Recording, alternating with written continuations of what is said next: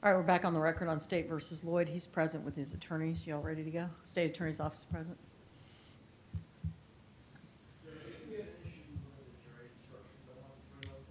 Which is?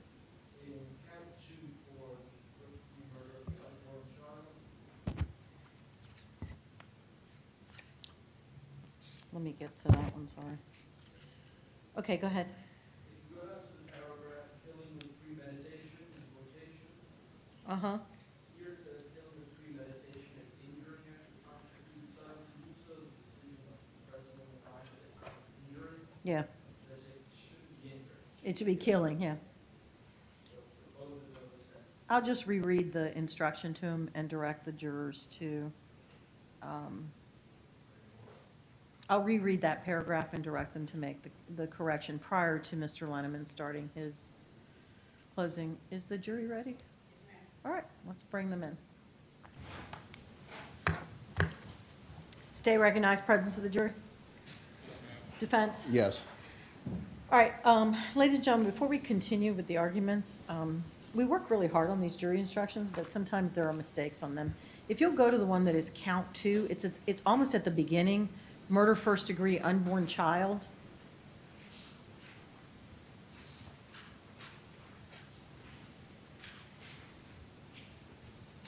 Does everyone have it? Okay. I want you to go down to the paragraph that begins with the words killing with premeditation. Let me know if everybody is there. Okay. There's a mistake here. I'm going to reread it to you. And again, I'll instruct you when I get to the words you need to change.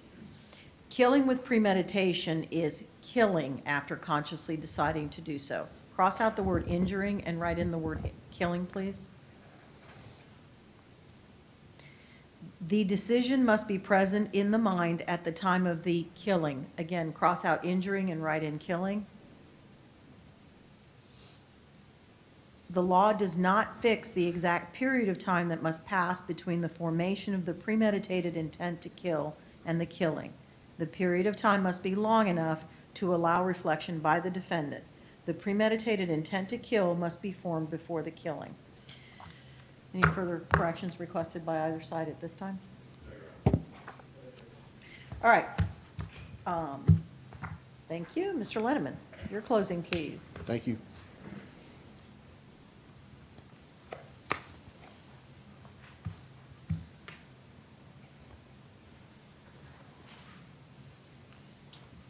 Good morning.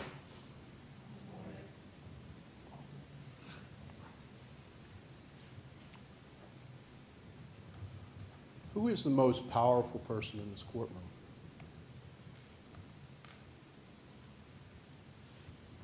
This gentleman? These gentlemen here?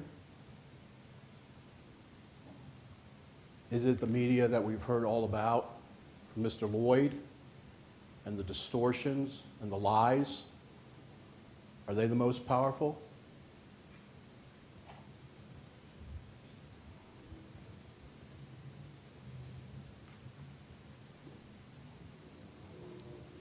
Is it this man who came to you without hesitation, sometimes against what I thought was best, and told you who he was, told you where he spent the last 13 years before getting out in prison for a drug charge, told you about the battery of a law enforcement officer, told you about how he was innocent of both, but admitted that he was a drug dealer at one time. Is he the most powerful man here?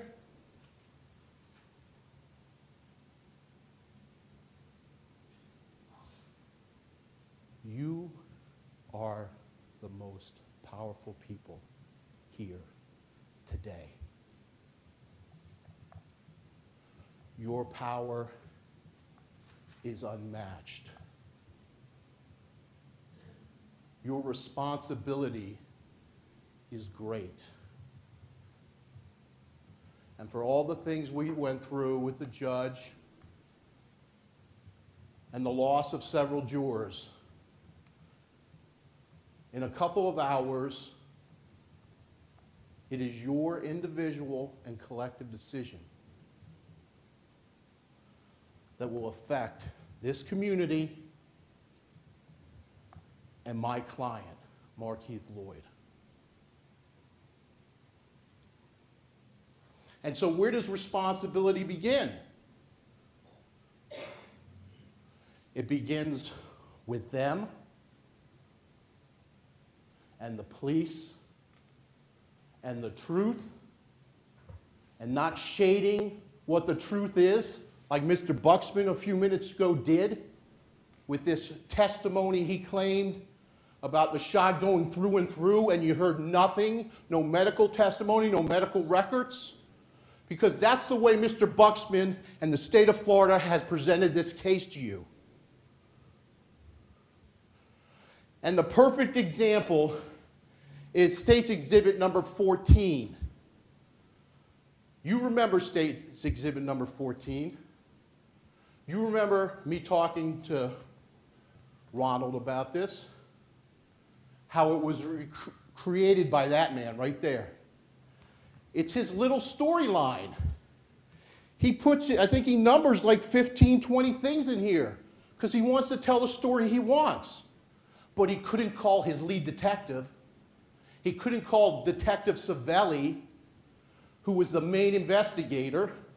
He couldn't introduce the text between Sade, Dixon, and my client because they were unfavorable. The one text you would think that the prosecutor would want to hold on to.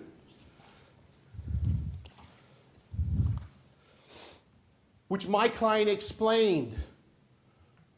And it reads, your brother, this was 4:03 in the morning after this event, his last text, part of Defense Exhibit 11. Defense Exhibit 11. This man had it. You heard me question Savelli. He spent 12 pages as a report outlining these texts. And why are those important? Because it talks about their relationship, his love and need for a child, his desire to have another child, and the friction that built between them leading up to this event.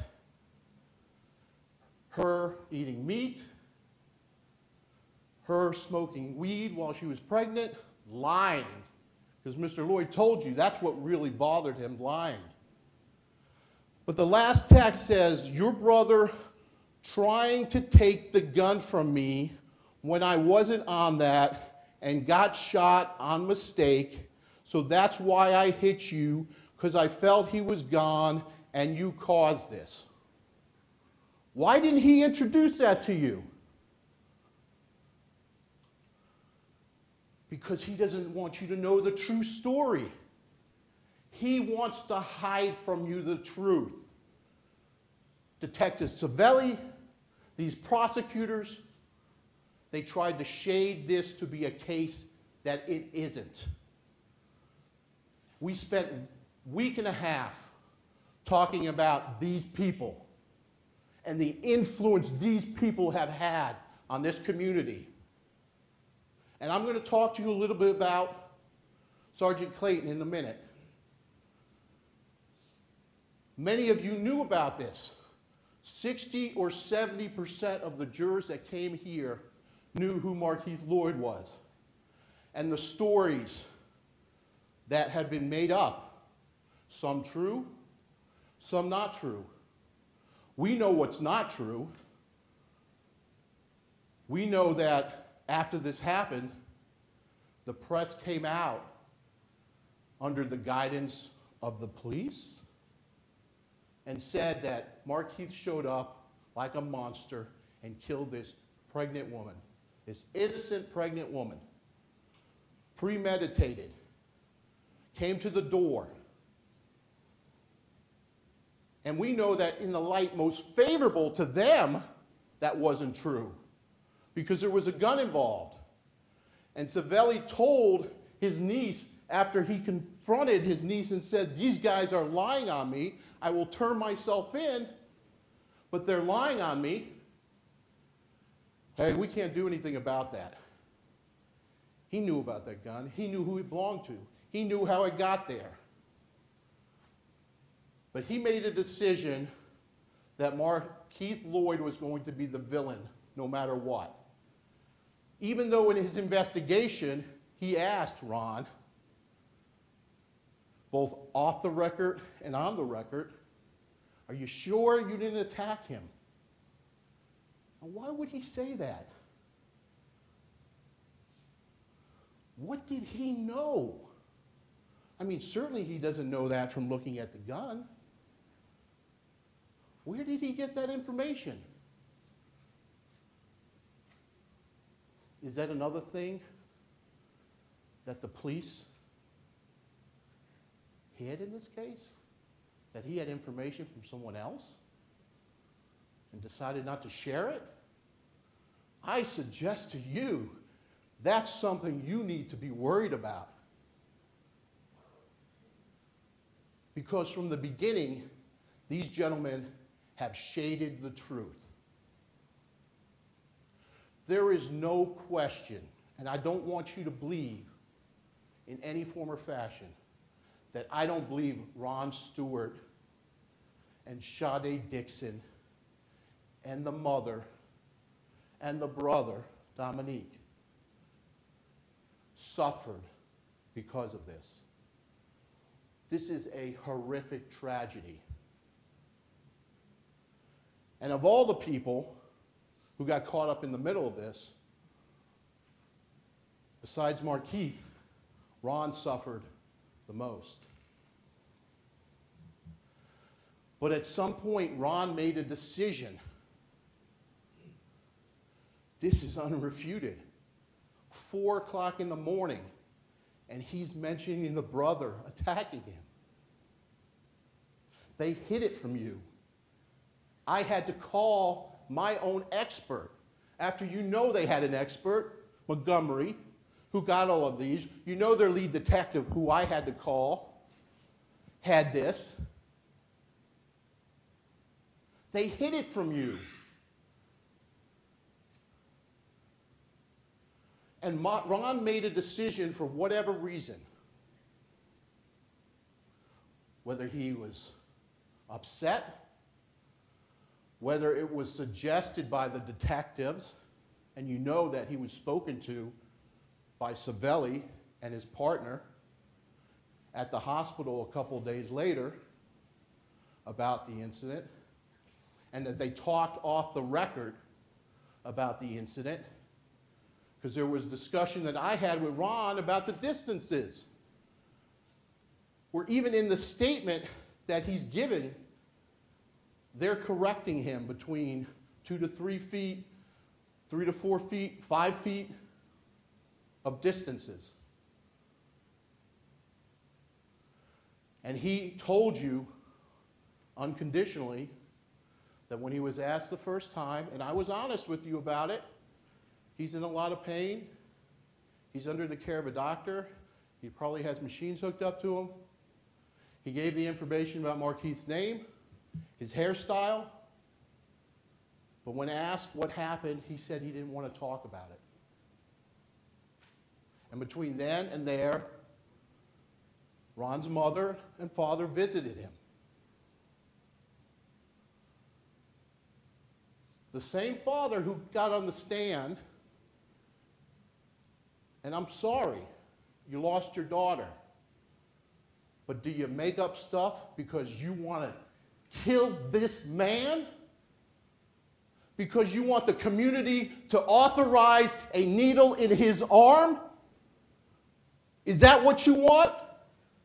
So you try to explain what the fuck? Why is what the fuck important?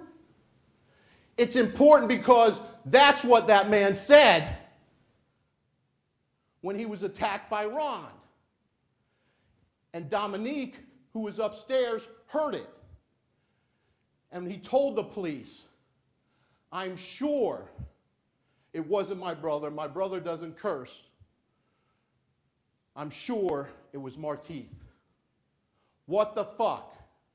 And then the mother comes in, not through her initial statement, but later on in deposition and claims that she said it.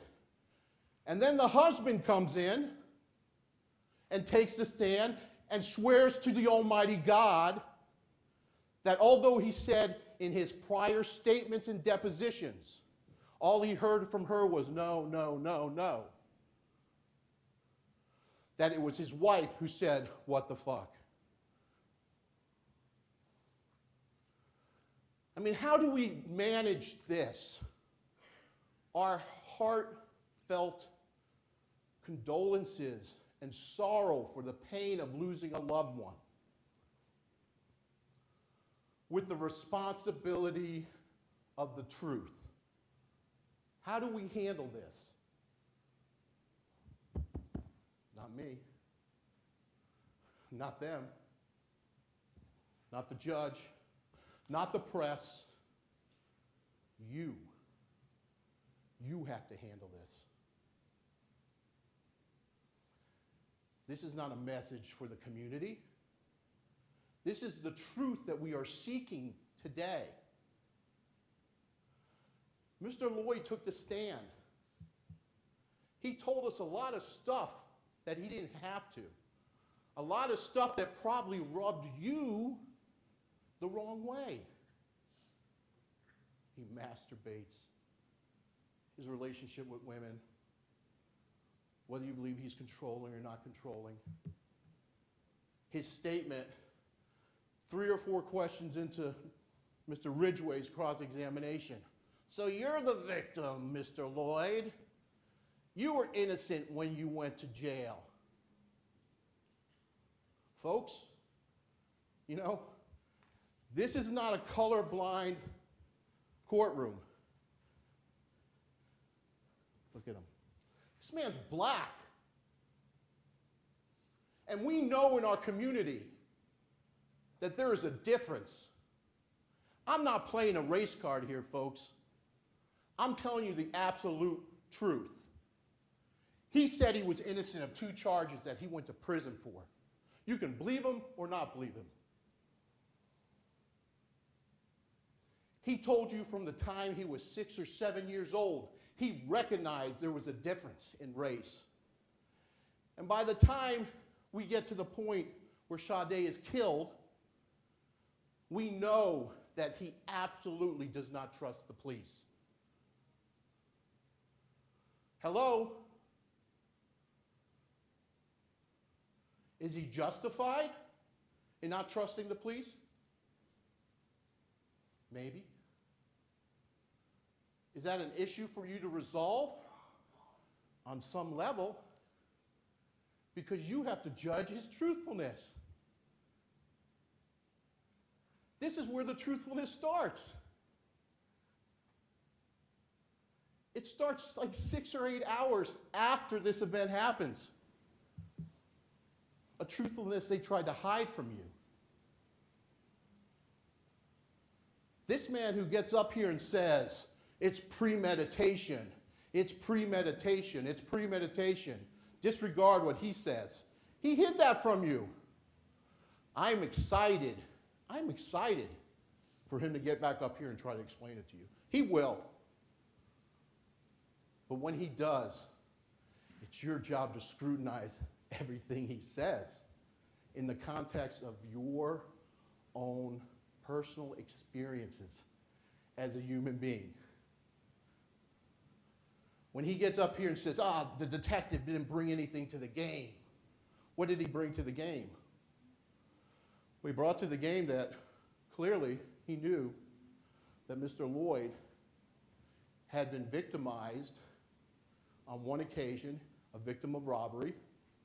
He got the police report, which had occurred less than a month before this, which is the reason why Mr. Loyd told you he was carrying weapons. He was carrying weapons when he went out at night, when he worked, because he told you he had robbed, and he offered you the explanation of why he was concerned. Now, are we going to stagnate and go, well, you know, Mr. Lenneman, he was a convicted felon. That's enough. I'm not going to believe him. 4 times convicted felon. I'm not going to believe him. Just not going to happen. Well, I made a mistake, if that's the way you think, of allowing you to be on my jury. Because although you can consider that fact, you have to look at the entire picture of this. He gets out of prison, and during the whole time, like 15 to this, he's working. He's working 4 jobs at once. He's working chicken. He rents a house. He's trying to make a change in his life.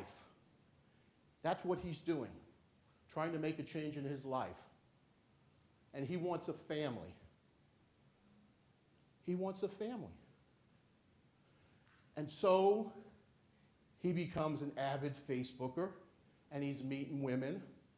But you saw the same communications, which I had to introduce again through my person, of the text that Sade intercepted, or the Facebook entries that Sade intercepted on the day of this event and snapshotted and sent to Mr. Loyd, where he's communicating with other women.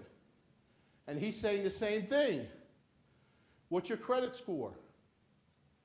He's trying to look for someone that he can be compatible with, that he can have a family with, because he told you, and you know, he was in prison when his other children were being raised. He was in prison on a drug charge in the feds. And he wanted to make a change. And so he was looking for that person, and he thought Sade was that person. Now, you may not agree with the fact that she has the right to smoke pot, she has the right to eat meat, but this is a relationship. It's a relationship. And with every relationship, some people make mistakes. And he told you about a mistake he made when he put his hands on her. And he cut his hair. I imagine Mr. Buxton was going to get up there, well, you know, we know what kind of person Markeith Loyd is. We do know what kind of person he is, because he sat on that stand for 3.5 or 4 hours and told you what kind of person he is. And there is no inconsistencies about the kind of person he is. None. And the events that transpired in this particular case, he tells you it happens fast. Imagine being in a situation where you go to somebody's house, they pull a gun on you, you have been recently robbed, you're carrying guns because you have a fear for your life, danger, danger, and then all of a sudden someone attacks you, and you react. And in a matter of 5 or 8 seconds, 9 seconds, you saw how he hit me. You saw how hard that was when we were up here. And he hit me to show me what Ron did to him.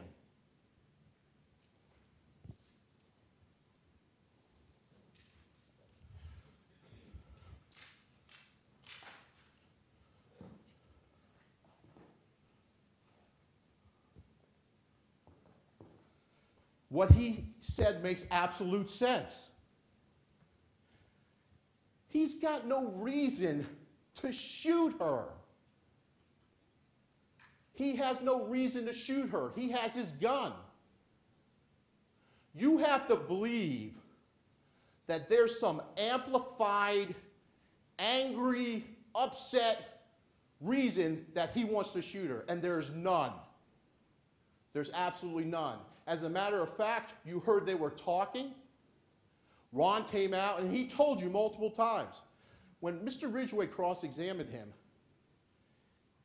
he answered truthfully about what was going on. Now, it wasn't like yes, no, like Mr. Ridgway wanted.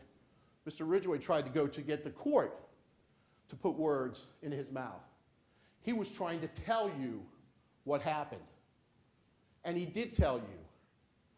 And he told you that he went there, And at some point they're arguing. Now you can imagine, they're going to go, oh, well, you know, he was upset because of this, or he was upset because of that. What are the facts that we know? Because the only person who could tell us the facts of everything that happened is Markeith. He goes there, he gets out of the car, they're in the front yard conversing. Now, before he gets there,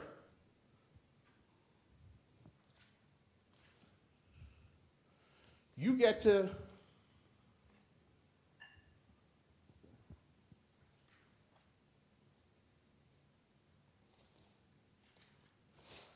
take exhibit number 11 back with you and go through this, because these are the text communications that occur from the 10th through the 13th.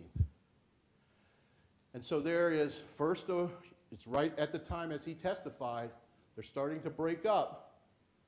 They have this fight because he goes to the lake with her children, and he wants to form a relationship with her children, and she's more interested in partying.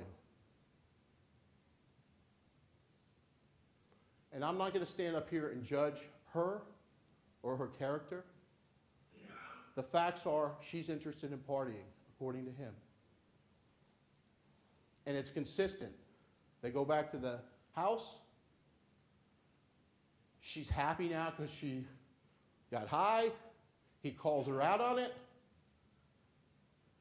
He leaves at some point and then comes back and they break up.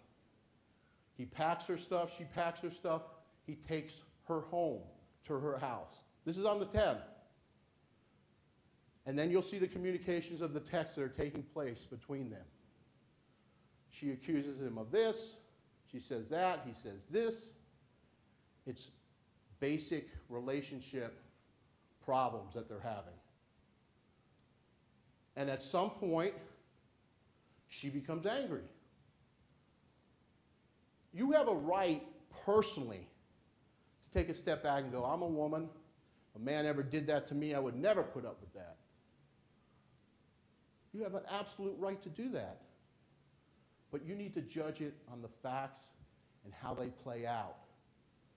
So the consistency with the truth and the evidence is what you're looking for, not their 6 or 7 page storyline that they made up with these blow-ups that he made up and he sent to him. There's one wrong thing in them, and now he's using them, and he showed them to you, and whatever that exhibit is I showed you, that's his story.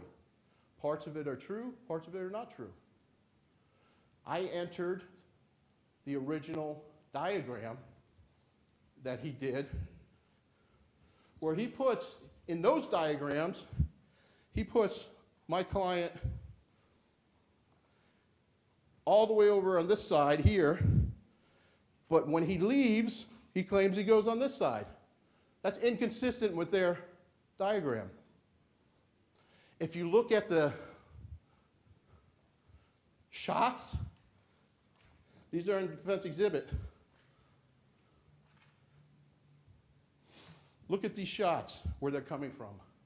They're all coming from the other side, this way. That's the way it's happening. As he told you, when he struggled and came across here, as he's shooting, that's consistent. And the strike mark they talk about that's on the ground, did they bring in an expert to say whether that was ricochet or not? I asked the medical examiner myself, can you say whether some of those are ricochets that hit her? And she, I think, identified 1 or 2. She said some of them were not ricochets because of the way they look. But we don't know if that's a ricochet on the ground that he made up about Ron, that he's standing over Ron and he shoots it and he moves. That makes absolutely no sense. The wound that he was shot in this area where he testified it felt like my stomach was the struggle. Remember, my client has the gun under his arm. He has 9 in his pocket and the other on his side. He has the gun. And he tells you he's going to go show Ron the .22 when Ron bear hugs him up and grabs him and starts bringing him over. And he said he had the gun out, and that's when he fired. That's when he fired. Now, whether Ron was next to him or started to break away during the struggle, that's when he shot him the first time. And he told you he didn't remember shooting him after that. Because remember what Mr. Loyd says. Mr. Loyd had 3.5 years in prison that he could have came in and said, you know what, I saw her go for the gun and pick up the gun. I saw it clear as day. Did he tell you that? Absolutely not. He told you he believed in his mind.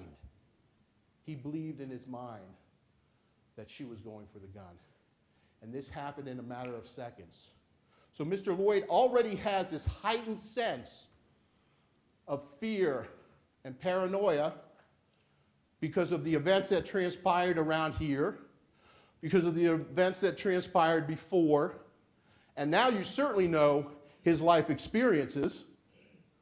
You heard the situation with the police officer, what he said happened to him, and prison, living in prison. Those are all things you can take into consideration when you're thinking about his ability to focus in on this direct attack. And so he's being attacked, and he starts shooting. Now, the examiner didn't say it takes 10 pounds of pressure every time. We know it doesn't take 10 pounds of pressure. The first one, he told you what happened on the side of the house. He told you what happened on the side of the house. They go to the side of the house, and she has the gun. Now, why does she have the gun? In opening statement, he made some kind of unsupported reference to her fear. There's no evidence of that. Again, prosecution being loose with the facts.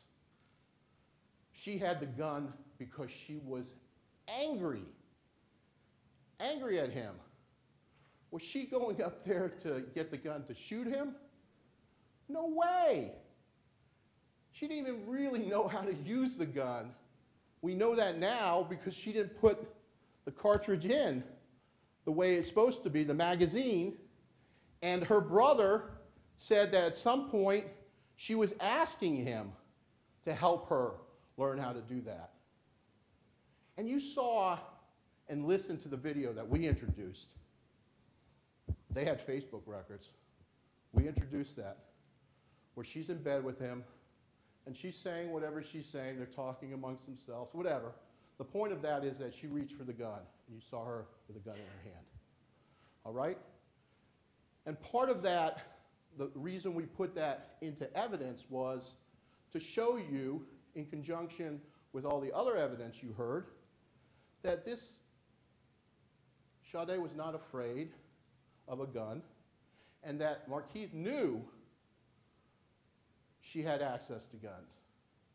You saw the picture. The new toy.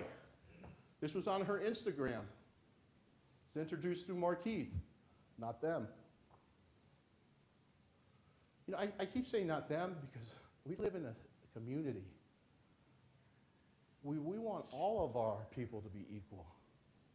Not just the guy who doesn't have any felonies, convictions, not just the white kid or the educated black kid. We want to treat everybody the same. And it's their duty and their responsibility to do that.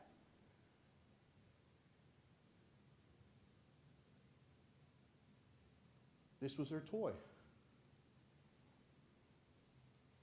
The question becomes, which you have to consider, is our client's state of mind of what guns were in the house at the time he fired the shots.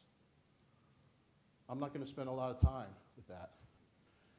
I am most interested, I believe my client's guilty of everything, but I am most interested in sending you home at the end of your deliberations, because if you find him not guilty of the first-degree murder charges, you're done.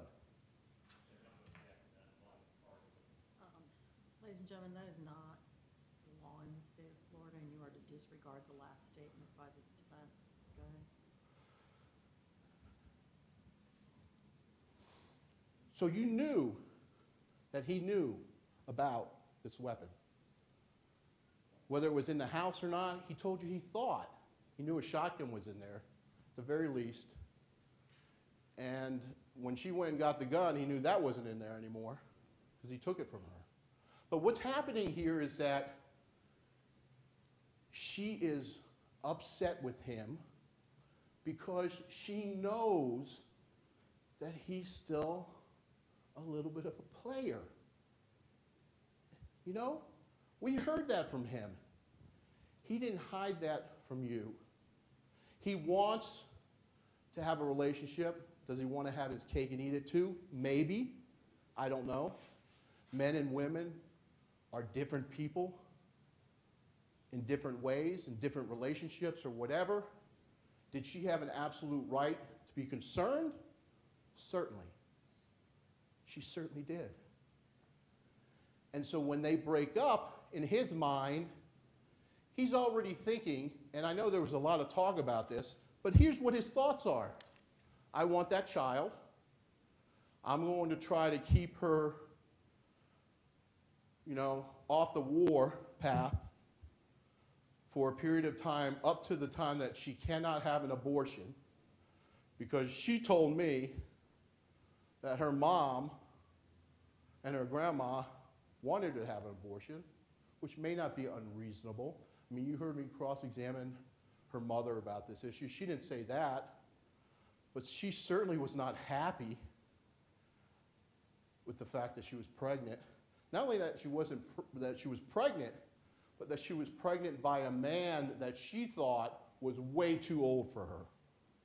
Is that unreasonable for her to believe that? Absolutely not. That's a mother's prerogative.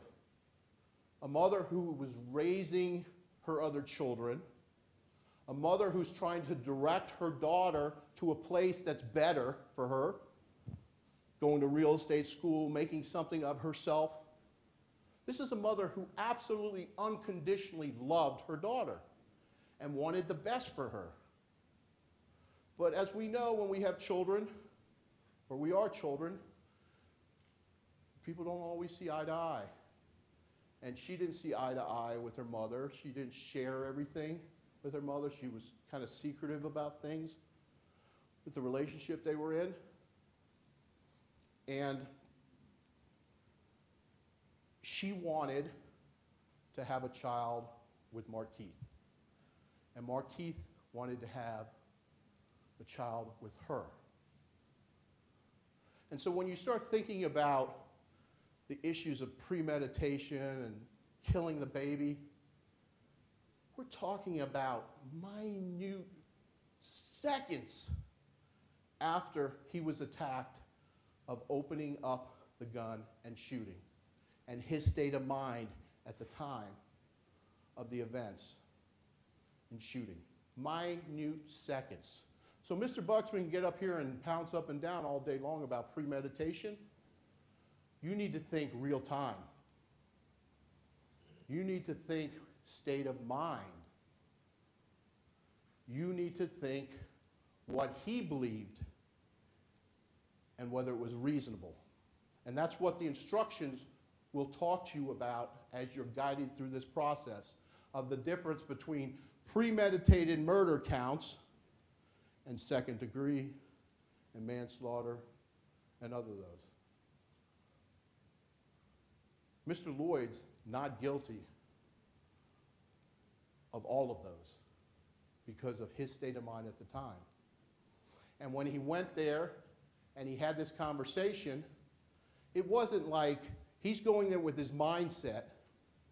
But you heard Mr. Loyd talk. Think about this going down, because they may try to play into this. He goes there with this mindset, I'm going to try to work this out, I'm going to try to manage. But she's not having it. She saw what's on there, and so she's throwing it back at him, throwing it back at him, throwing it back at him. And before he went there, he told you that he kind of had in his mind, you know what, I want to try to make this work. But at some point, I don't know if she wears him down, he loses his thought goal process, but he says to her, when he feels like that she saw the call to the Jacqueline from Facebook and sent it to him, that, hey, I'm caught. And he tells her. Now, did he tell her that because he's responding to her and he's had enough with her? He's telling her that because he's Mr. Honesty? Is he telling her for whatever other reasons? I don't know. He tells her that, though. And she sees red. She sees red. And so she says, wait here. And he's by the car. And she leaves the yard, and she opens the door. And she walks up the stairs. Now the door she closed behind her, I imagine, has a lock. She never had to come back out. But what is her goal here? Her goal is that these folks have fought and had issues, and she's got caught with some lies, and he's got caught with some lies. This is just another fight. She's probably just trying to make a point.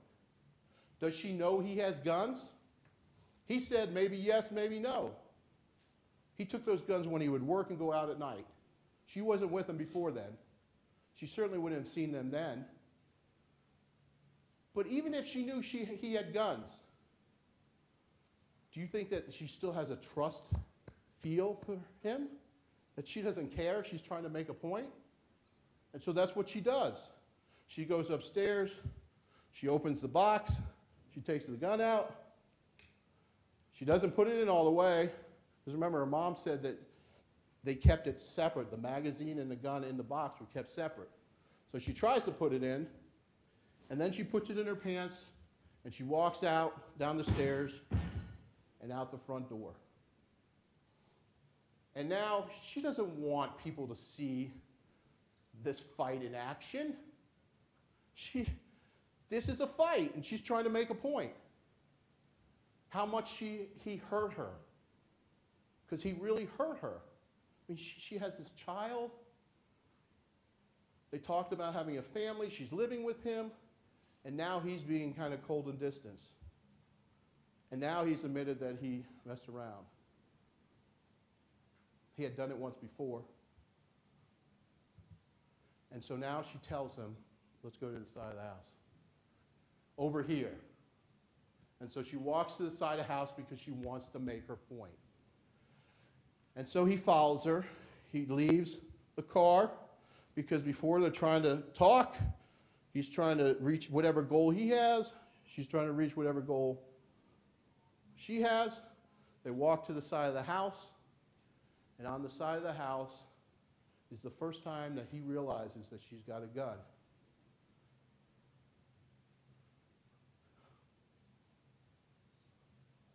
Warrior mode. What does that mean? For a man who was in prison, who survived in prison, who was falsely accused of crimes, who was robbed, and now has 2 guns. Warrior mode. And so now, all of a sudden, things change because he sees she has a gun. She has no intent of shooting him, doing anything. She's trying to make whatever convoluted, crazy point that exists in their relationship. She's trying to make that. Wrong, right, or indifferent. But he pulls his guns. And he tells her, "What are you doing? Drop the gun. What are you doing?" So now things are starting to go up, like this. And what does she do? She pulls it out.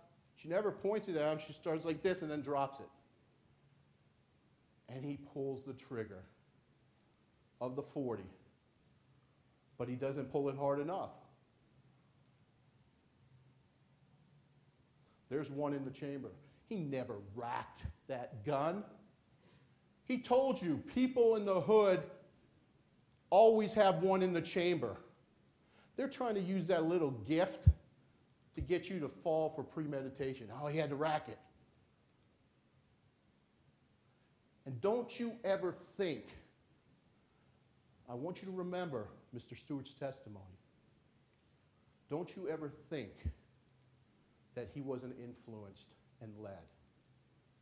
There were moments in my cross-examination, I'm very empathetic with what he dealt with. It's horrible. This is a college-educated kid. He's an engineer. He wants to do the right thing. He wants to protect his sister. He loves his sister. I won't even tell you that him going after my client was unreasonable. Anybody in this courtroom could have been in the same position and did the same thing. I'm not saying that. But tell the truth, Mr. Stewart. Tell the truth about it. And if you listen to his testimony on my cross-examination, there were times where he admitted, even when he was talking about the demonstrative aid, that he wasn't always completely accurate. And the why, that's up to you. You can take it whatever way you want. Did he change his story when the police were talking to him off record and said, listen, if you attacked him, it could be self-defense? Rethink that. Savelli. Only heard from Savelli because of me. Keep reminding you that, lead detective. Savelli talked to him off the record. And then he talked to him on the record, and even on the record, CYA Savelli, cover yourself, Savelli, asked him, you sure you didn't attack him? You sure your sister didn't attack him? Because Savelli knew something was up. The story he had told before wasn't making sense in some way. Something wasn't making sense in some way. But do I blame Ron for anything other than not telling the truth about what really happened? No. And maybe in his mind, he's justified. This guy killed my sister. He killed my sister. He needs justice. Or maybe his mother came to him in the hospital and talked to him and said, listen, you know, because we know that the gun wasn't even in play in the investigation. They collected it, and that was the end of the story. That was it. Because they didn't release that to the press. They didn't tell anybody about that gun.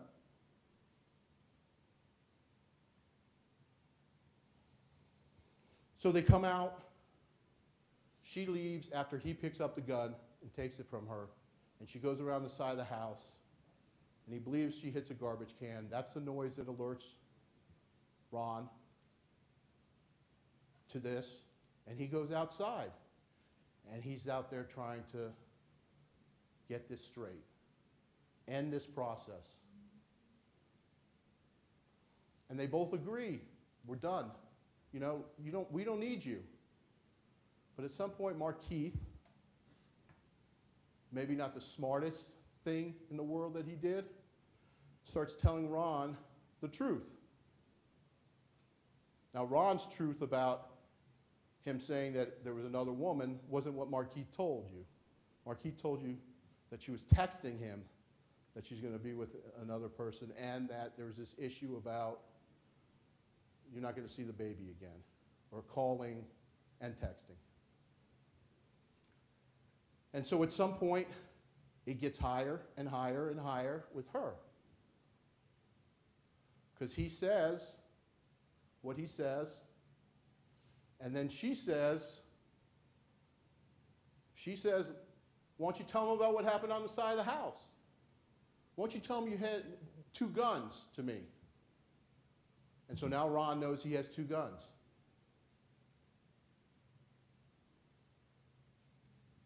And it gets higher, because at some point she says, my brother can kick your ass. And so Markeith's thinking, I'm going to show him this gun to show him that I took the gun from her, because she doesn't say anything about her gun. She never acknowledges that she took a gun out there and that Markeith took it. She just says he pointed a gun, and so he's trying to show the gun. And when he shows the gun, that's when Ron attacks him. And they go across the yard, and they end up over here where he fires his first shot. And then he just starts shooting. He sees her moving, he's moving, but all the shots are being fired in this direction. Look at the strike marks. There are no shots fired over here, and there's no blood here. So she doesn't end up anywhere over here. She's over in this side, and the evidence supports that. And although Markeith can't pinpoint exactly where everybody was, he tells you the truth. He shoots and shoots and shoots, and then he leaves, and as he's leaving, that's when the door opens up and he shoots 2 shots at the door, and then he gets in his car. And then we get to the point where he's finding out that they're lying on him, and he starts believing that the police want to kill him. Now, why is that important? Why is his state of mind about the police important? Because he wanted to turn himself in, and he offered to turn himself in, and Savelli even admitted this in talking to Lakentia, but he didn't turn himself in because they wouldn't get the press to tell the truth about what really happened. Is that something logical that every member in this jury is going to connect with? Probably not. But you know Markeith Loyd. You know enough about him to understand why he doesn't trust the police, and now he's believing in his mind that he is, that they're going to kill him. Now, the judge talked to you about Walmart.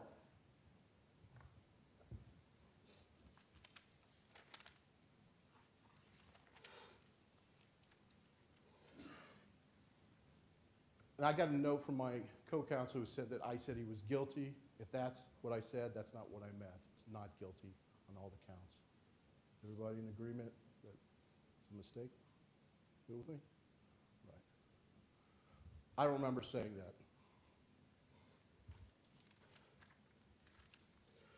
So now we get to the Walmart. And why is the Walmart important? The Walmart is important because there is a limited instruction that the judge gave you on what's called consciousness of guilt or identity. So in other words,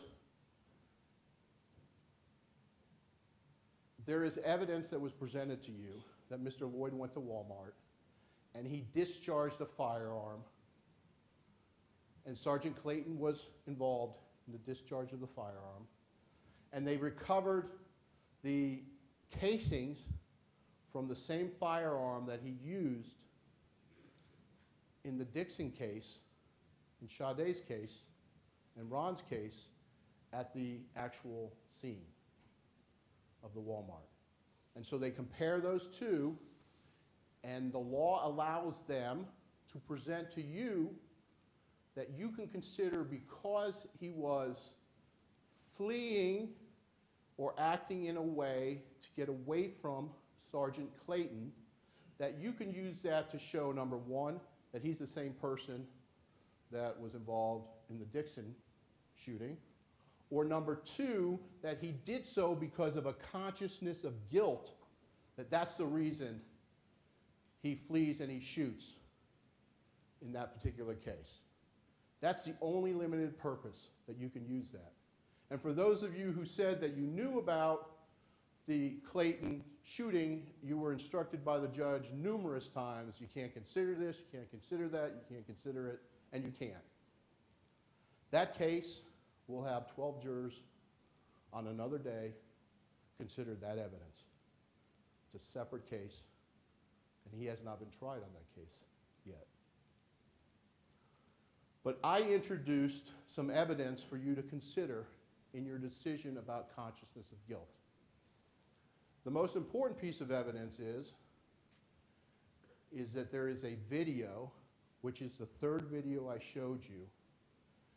And I'll give you kind of an idea of what you see, what I presented to you. The first video is Mr. Loyd walking around the store inside the Walmart. And at some point you see him come up to the aisle where Sergeant Clayton is, and then he moves and walks to another way. The second video is there's a exit to the outside of Walmart where you see Mr. Loyd pushing his cart, and you see in the video, because what happened was Ms. Bryant went out and got Sergeant Clayton and told her about this incident, about Mr. Loyd being present. You will see Sergeant Clayton walking in the video, and that she has her hand on her gun as she's walking. And what essentially happens is, as he comes out the front of Walmart, the door's open, he has his cart, and she steps in front of him. So in the second video, you can't really see that well what she's doing, and you really can't see what he's doing at that point. But it's clear that he's going out, he pushes his cart to where she's at, and she's in front of him. The third video is from a rooftop. And the rooftop video shows that there's a cart, because what happens is he pushes the cart at her, and she brakes left as he brakes left. So she brakes right. And the cart goes out into the parking lot, and then you see him running through a column, and he doesn't have anything in his hands. And then as he comes around the column, you'll see him draw his weapon. So what you see with her is she's running and she has her weapon drawn. We presented evidence that there was a projectile recovered on the other side of Walmart. We put that on, not them. We had to call the detective who found that projectile. And there was a strike mark, which our experts indicated could be consistent with the projectile hitting it, that the projectile that was tested could not be excluded or included because of the damage to it, to her gun. And it's our position that if you look at the video, that she fired a shot, or it's consistent with firing a shot. So the first time that he's drawing his weapon out towards her is in response to her firing a shot at him. That's the purpose of that video. So the question you have to decide is, you have to decide what value you give to that in terms of eliminating consciousness of guilt, excluding it, or otherwise. That's the only purpose of those videos that you saw when you're making a decision on that particular piece of evidence, which is the Williams Rule evidence.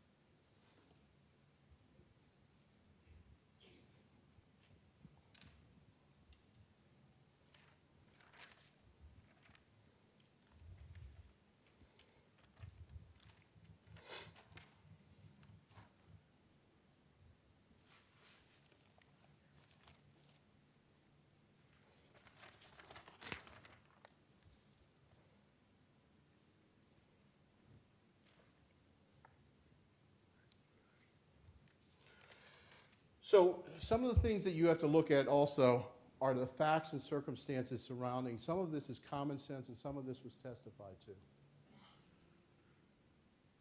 If you track Ron's testimony, it loses a lot of sense when you think about that the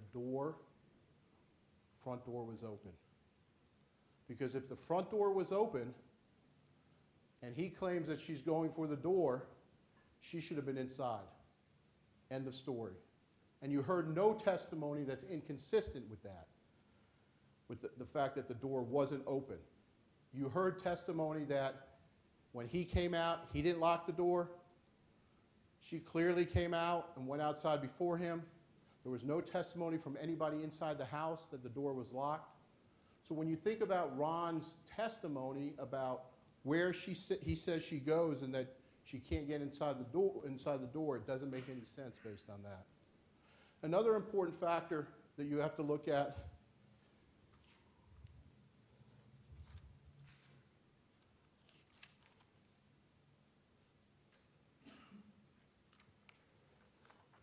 was the common sense issue of what the fuck. What the fuck? Who would have said that? Only one person said close in time when he was interviewed by the police that Markeith said what the fuck, and that was Dominique. That in and of itself supports unconditionally the issue that Markeith was attacked. End of story. So, as we look at the evidence, we spent a lot of time talking about what Ron said, what the other family members said, what Markeith said. The thing that I ask you to look at while you step back as members of this community is that I want you to think about what Markeith told you and who he is. And I want you to weigh the issues of that he could have said so many different things to make himself look different than who he is, but he did not. He told you who he was. And you may not agree with who he is. You may not agree with the fact that this is how he works relationships, that he thinks about relationships this way, that his ideas about a family and relationship is different than yours.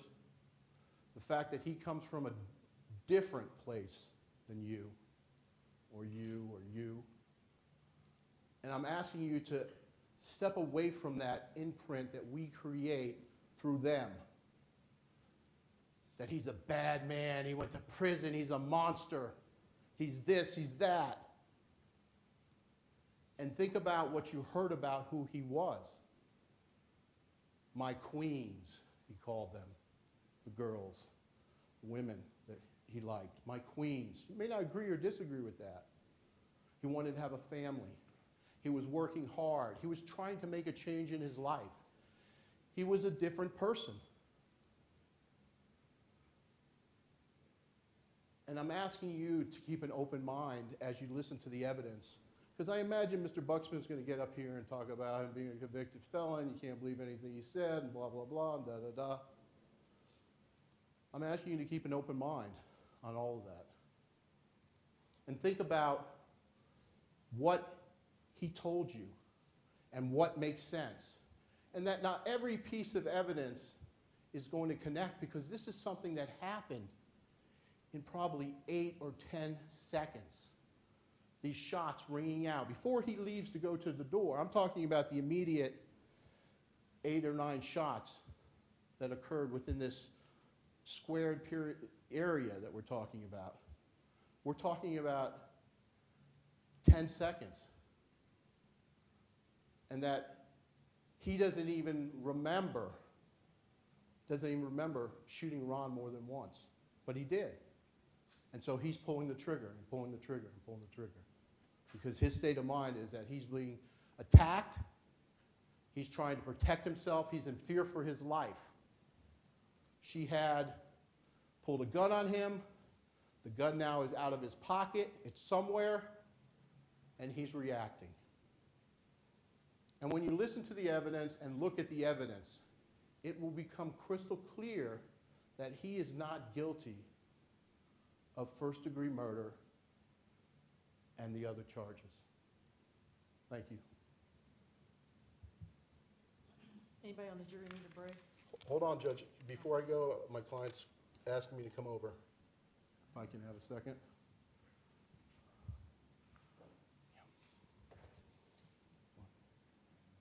Yeah.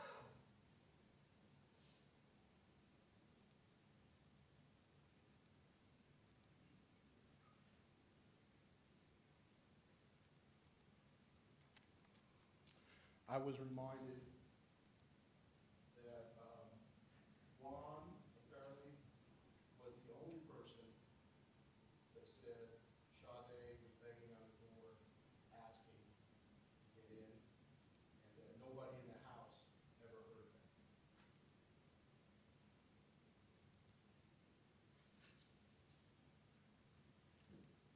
Thank you, Judge. Anyone on the jury need a break before Mr. Buxman does his rebuttal? No? Mr. Buxman? You may proceed.